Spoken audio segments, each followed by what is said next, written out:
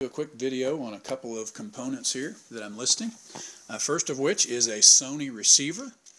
This is a model TA AV411, early 90s model. It is 135 watt per channel in stereo, and it also does have the ability to play in process surround modes. It's not a true 5.1 receiver, but it does have that capability as you know, the kind of the forerunner to the actual 5.1 digital receivers that came out shortly thereafter, just very shortly thereafter. You can see that this unit has equalization, 5-band equalizer for each channel. It's got your process, you can select your input there. Sorry, it's really getting dark here in my garage, so trying to use a flashlight here to give us good view. You can select your surround modes here on the front panel.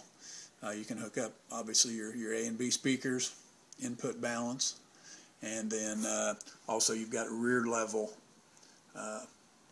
volume mode here on the front.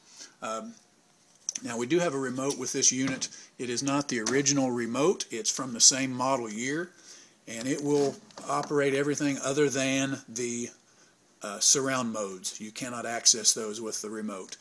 This is the RMS40 remote, and as I say, same model year, just for a little bit lesser receiver that didn't have the surround capabilities.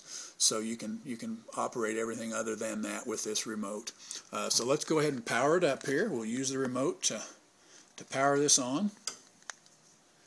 And there we go, we're on. And as you can see, we're already in CD mode, but we'll show you here that the remote here will take us to phono or video or whatever mode we want to go, or it will control the volume. You can see the wheel moving up there with the remote control. So as I say, you just would not be able to access the surround modes with the remote. All other functions would be totally functional with this, and as well if you have Sony components, phono, you've got a phono, CD, and tape controls on this remote as well. So that's the story on the remote. Let's put it back over to CD. We're going to listen to a CD here on a Kenwood player.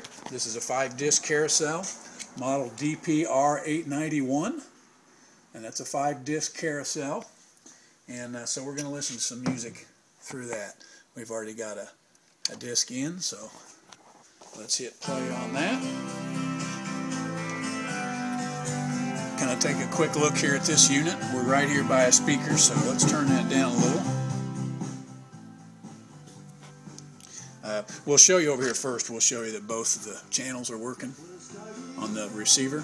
Turn it up a little bit. Here's the balance button. There you are, all the way to the left, and now all the way to the right. So both your channels working fine. There's no static or dust in any of those knobs or switches on the receiver. Now we'll turn it back down just a bit. See what we can look at as far as some quick features here on the CD player. The one thing the older units have that I like that you don't get on the newer units is the time display.